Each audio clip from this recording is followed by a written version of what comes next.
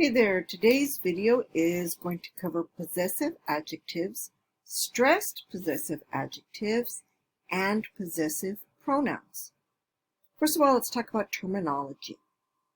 Adjectives modify nouns. Pronouns replace or reference nouns. For example, this is my cup. The highlighted word my is an adjective. This cup is mine is an example of a pronoun. Notice, cup is the antecedent of the pronoun mine. I'm referencing the cup as being mine. In Spanish, a pronoun is like the sun. All articles and adjectives depend on the noun. That means that they must match the noun in number and gender. Pronouns must match the noun they replace or reference in gender and number. So again, if we start with the noun, we're going to be okay. Let's look at possessive adjectives. We learned about possessive adjectives in 101. The following is a brief review. My in English translates to me and mis. Your familiar, tu, tus. Your formal, su, sus. His, her, or what we would consider its, su, sus. Our, nuestro, nuestra, nuestros, nuestras. And notice this is the only set of set of adjectives that have gender as well as number. Their, su and sus. Again, most possessive adjectives have only number. That means they're either singular or plural. For example, mi carro versus mis carros. Only the nosotros form has both gender and number. Let's look at some examples. Mi hija es alta, pero mis hijos son bajos. Notice hija is singular and feminine, so the adjective alta is also feminine, and the adjective mi is singular. Hijos is plural and masculine, so we use mis and bajos. And what does this mean? My daughter is tall, but my sons are short. Tu gato es grande, pero tus perros son pequeños. Again, notice that gato is masculine, but the adjective grande only has number, so we're not going to change grande to feminine or masculine. We're going to use tu because it's singular. Now look at perros, the noun. We need the plural tus, and we need pequeños because it is masculine and plural. Your cat is big, but your dogs are small. Su madre es bella, pero sus abuelos son feos. Madre, feminine singular, abuelos, masculine plural. And what does it mean? Your mother is beautiful, but your grandparents are ugly. Su lápiz es rojo y sus bolígrafos son verdes. Again, lápiz is masculine and singular, so we're going to use rojo. And verdes does not have gender, that adjective. So even though bolígrafos is masculine and plural, we only need to worry about making verdes plural. Now, notice when we're using su and sus, it could mean his pencil is red, or her pencil is red, or even you formal, your pencil is red. And then sus can again be his, her, or your pens are green. So with su and sus, we need to pay careful attention to context to figure out exactly what we're talking about. Now, nuestro tío es rico y nuestras tías son más ricas. Again, I've highlighted the fact that tío is masculine and singular, so nuestro and rico have to match. Tías is feminine and plural, so we use nuestras and ricas. And what does it mean? Our uncle is rich and our aunts are richer.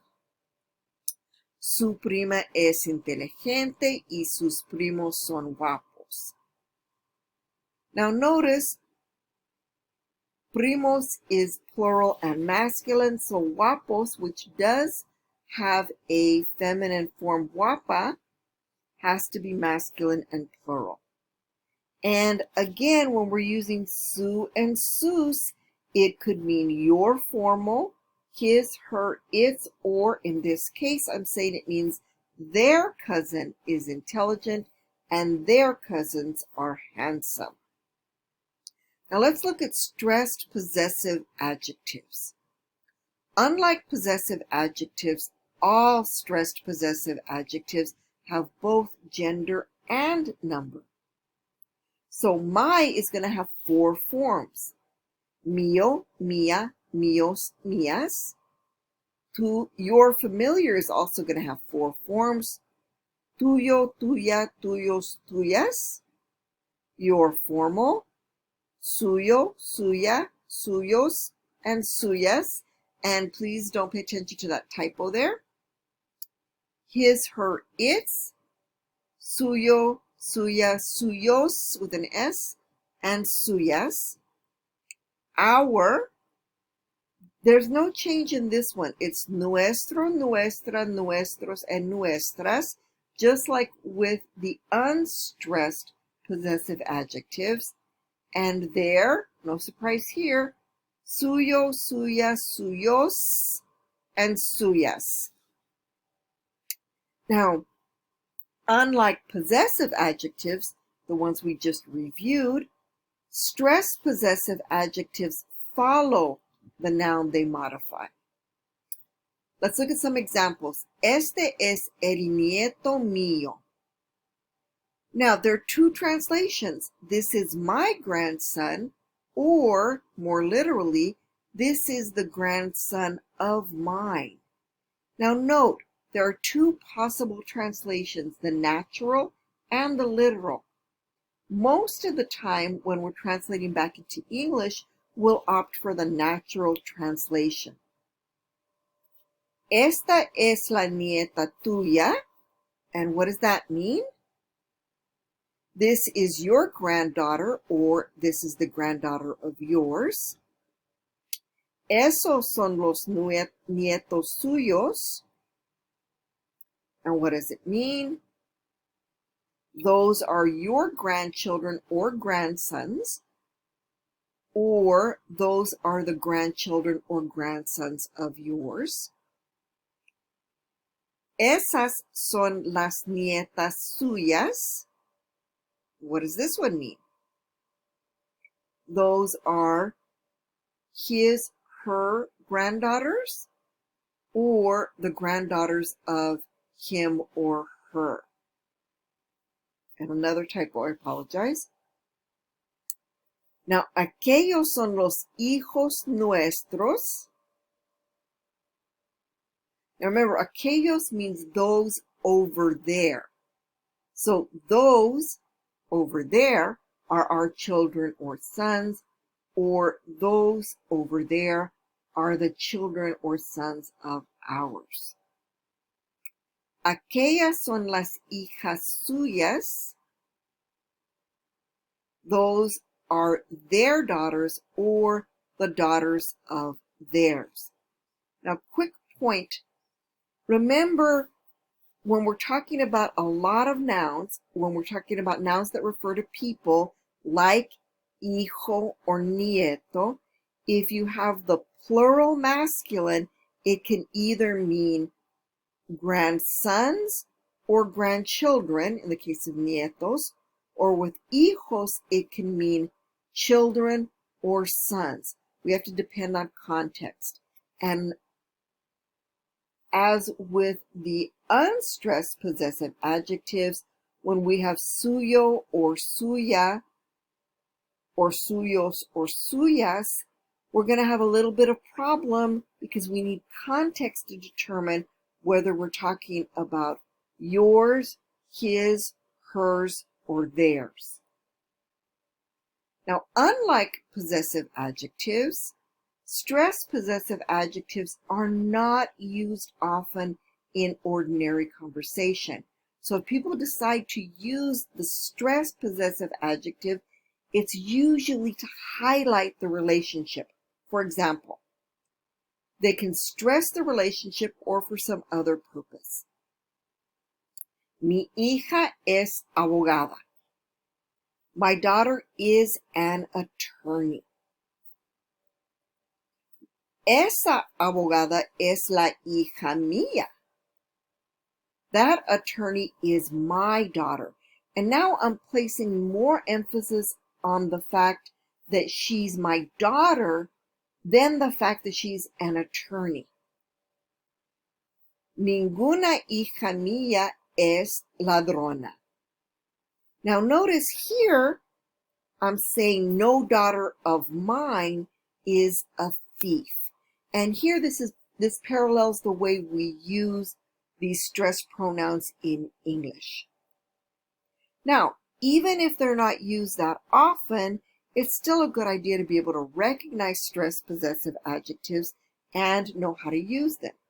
But moreover, we also study stressed possessive adjectives because they are identical to the possessive pronouns, which we do use a lot in Spanish. Here are the possessive pronouns. And again, they're going to be identical. So mine, mío, mía, míos, mías, yours, tuyo, tuyas, tuyos, tuyas, yours formal, again the same typo, suyo, suya, suyos, suyas, his, her, its, again, ours, same as in the regular unstressed possessive pronouns. So when we're talking about our, you don't have to memorize anything new. And there is again suyo, suya, suyos, and suyas. More examples. First of all, remember that possessive pronouns are used in place of nouns. These are not modifying nouns. They're either used in place of nouns or to reference a noun. Most of the time, possessive pronouns are preceded by a definite article or another word. Remember, the definite articles are el, la, los, and las, again, depending upon the noun that we're replacing or referencing. And just FYI, the indefinite articles are un, una, unos, and unas. Here are some sample sentences. Este es tu carro, ese es el mío. I'm going to give you a second to see if you can figure this sentence out.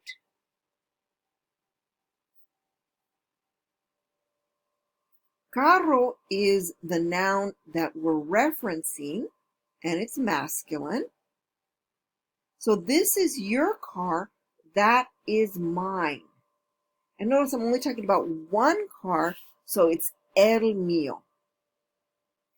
Esta es mi botella, esa es la tuya. Botella is the noun we're replacing or referencing. Go ahead and translate. This is my bottle, that is yours. And again, the familiar yours. Estos son mis bolígrafos, esos son los suyos. Go ahead and take a minute to translate. Bolígrafos is the noun we're referencing or replacing.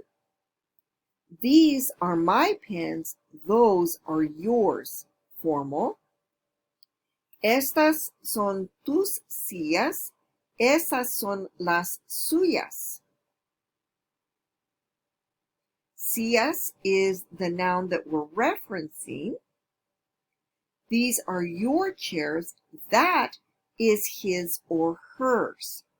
Now notice, even though the antecedent sillas is plural, the possessive pronoun is singular because what I'm referring to is one chair as being his or hers.